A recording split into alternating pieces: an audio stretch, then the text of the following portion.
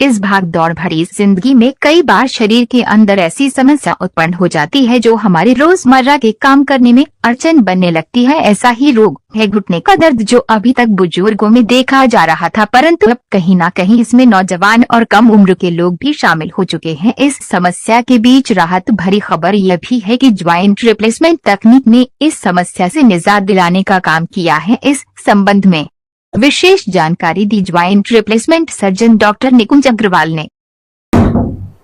नमस्ते साथियों, मैं आपका दोस्त रोहित बिसाई और आप देख रहे हैं युग वन टाइम्स। आज हमारे साथ मौजूद है डॉक्टर निकुंज अग्रवाल जी, जो आपको बताएंगे वो सही जानकारी हड्डी के रोगों के बारे में। बहुत बहुत स्वागत है सर।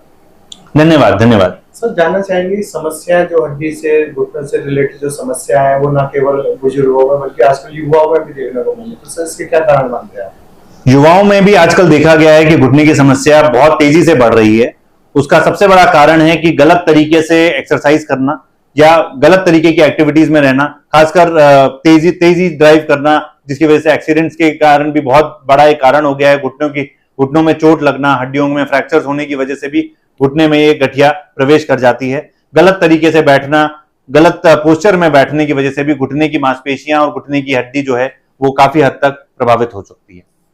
ज्यादातर देखा गया महिलाओं में ये समस्या कुछ पुरुषों की तुलना में ज्यादातर अधिकतर देखी गई है, तो इसका क्या कारण है? महिलाओं में एक हार्मोन होता है जो कि धीरे धीरे उम्र के साथ साथ कम होता जाता है, और जैसे वो हार्मोन कम होता है, खासकर मेनोपॉज के बाद, तो हमारे हड्डी और जोड़ों में काफी अत्यधिक प्रभाव पड़ता है, जिसकी वजह से घुटने बहुत तेजी से घिसने लगते हैं और हड्डियां भी कमजोर हो जाती हैं।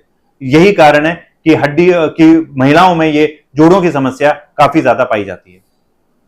जनता का मोस्टली ये सवाल होता है, क्या इस समस्या से निजात पाने के लिए क्या ऑपरेशन इसका उपाय है?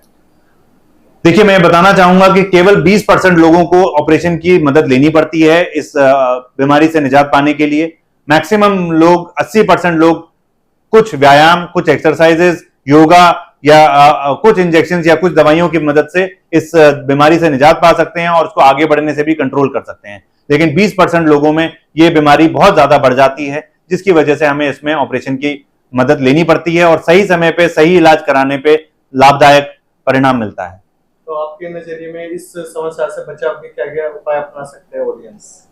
तो आप सभी से गुजारिश है कि आप अपना शरीर का ध्यान रखें, अपने जोड़ों का ध्यान रखें और युवावस्था से ही कुछ ऐसे एक्सरसाइजेस करनी शुरू करें, कुछ ऐसे व्यायाम करने शुरू करें जो आपके मांसपेशियों को मजबूती दें, जिसकी वजह से आपकी हड्डियां भी मजबूत रहें और खिंची रहें और अब काफी हद तक आपके शरीर को, आपके वजन को सपोर्ट कर सकें। एक चीज और मैं आप सबको बताना चाहूंगा कि आपको अपना वजन पे कंट्रोल करना बहुत जरूरी है, क्योंकि वजन के बढ़ते ही हमारे घुटनों पे बहुत ज्यादा प्रेशर पड़ने लगता है। 4 से 5 गुना वजन बढ़ जाता है हमारे घुटनों पे। तो जैसे ही आप 5 किलो भी वजन अपने शरीर का कम करते हैं तो करीब 20 से 25 किलो वजन हमारे घुटनों से कम हो जाता है और हमारे घुटनों का घिसावट जो है या उसमें आर्थराइटिस का चांस बहुत कम हो जाता है।